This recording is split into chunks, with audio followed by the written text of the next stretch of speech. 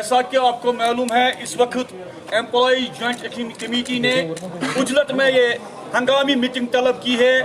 आप जानते हैं कि हाल ही में जो सरकार ने रिक्रूटमेंट पॉलिसी के तहत जो ऑर्डर्स निकाले हैं, जो रिक्रूटमेंट पॉलिसी बनाई है, जिसमें उन्होंने ये कहा है कि हम 10,000 क्लास 4 वैकेंसीज फिल कर रहे हैं।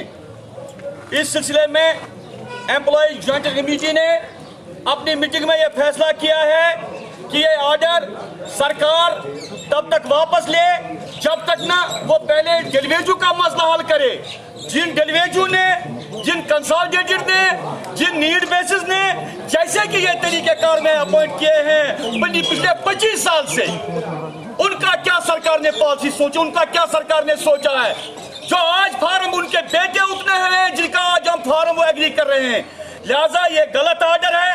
हमने पिछले 20 साल से इस पे कुर्बानी दी है कि सरकार पहले जो ये यहाँ तकरीबन 60,000 से ज़ायद डेलीवेज है, उनके सिलसिले में उनके मुताबिक उनकी पॉलिसी, रिक्रूटमेंट पॉलिसी पहले फ्रेम करे। क्योंकि आप देख रहे हैं इस पैंडेमिक में भी, इस लॉकडाउन में भी अगर ज्यादा काम किया है वो हमारे डेलीवेज साथियों ने किया, हमारे मुलाजमीन के साथ। अगर ये डेलीवेजों ने बराबर पैसे बराबर काम किया है सरकारी मुलाजमीन के साथ, सरकारी अफसर्स के साथ, तो क्या वजह है कि सरकार आज इस जल्दी में रिक्रूटमेंट पॉलिसी करने गई तो इन्होंने हमारे 60,000 डेलीवेजों का कुछ नहीं सोचा है। इस सिलसिले में आपको मैं याद दिलाना चाहता हूँ, इस सरकार की मैं आंखें खुलाना चाहता हूँ। इस सिलसिले में सरकार ने हमारे साथ 4 एग्रीमेंट किए हैं। अगर 4 एग्रीमेंट सरकार ने यहाँ ट्रेड यूनियन की लीडरशिप के साथ किए, एम्प्लॉय जॉइंट कमेटी के साथ किए, क्या वजह है जिन्होंने इसको पुशहाल छोड़ दिया और यहाँ नई रिक्रूटमेंट पॉलिसी करना शुरू की?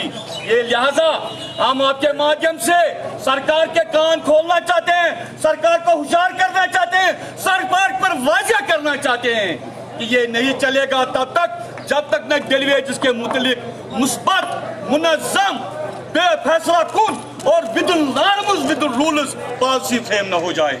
इस सिलसिले में सारी क़यादत जम्मू कश्मीर की leadership, trade leadership, employ joint committee बनने तले सारी क़यादत मुत्तफ़िक़ है। इस सिलसिले में हम इस डेलीवेजर्स फोरम के जिन्होंने बहुत कुर्बानियां दी अपने मसाइल के लिए, इनका जो फैसला होगा, इनका जो इस सिलसिले में कार्रवाई होगी, पूरा ताउन एम्प्लॉय जॉइंट कमेटी का होगा, ये आप याद रखिए। लिहाजा एक बार फिर मैं सरकार से जोर देता हूँ, सरकार पर जोर देता हूँ, उनसे ताकीद करता हूँ, मोतबाना अपील करता हूँ कि इनको चाहिए कि इंसानियत के नाते, उसूल के नाते, रूल के नाते उनको चाहिए कि वो डेलीवेजेस के मुतलिक एक रेगुलर पॉलिसी तय करे। आपको पता होगा कि उनकी वो अवरेज भी हो गए हैं, उनके बच्चे भी बालिग हुए, अभी वो तरस रहे हैं कि आज हम रेगुलर हो जाएंगे। सरकार ने यहाँ पॉलिसी बनाई, हम रिक्रूटमेंट, हाँ एक बात जरूर है, हम सरकार की रिक्रूटमेंट के पॉलिसी के खिलाफ नहीं है, हमें उससे लेना देना नहीं। यहाँ बेरोजगारी है, रिक्रूटमेंट पॉलिसी होनी चाहिए, लेकिन किसी के कंधे पर गोली चला कर नहीं, किसी के कंधे से किसी के जिस्म को रोंद के चल के नहीं, ये नहीं होना चाहिए। पहले हमारे डेलीवेजर्स जो इतने यहाँ हैं उनके लिए पॉलिसी होनी चाहिए। ये हमारी आपसे इस्तिदा है कि ये सरकार तक, ये सरकार के कानून तक, सरकार के अथॉरिटीज तक ये बात पहुँचनी चाहिए। लिहाजा इजेक डेलीवेजर्स फोरम के साथ लेकर किसी हद तक के भी इसके लिए जाने के लिए तैयार है। उसकी जो जिम्मेदारी होगी, जो भी उसके रिजल्ट होंगे, उसकी जिम्मेदारी सरकार पर होगी। हमने आप देख लिए, हमने एहतराम किया है यहाँ इस वक्त लॉकडाउन का एहतराम किया, हमने पैंडेमिक का एहतराम किया है। हालात इस वक्त नहीं है, वरना हमें कोई चारा नहीं होगा कि हम इस सिलसिले में किसी भी रूप में सड़कों पर आएंगे अपने अहल के समेत।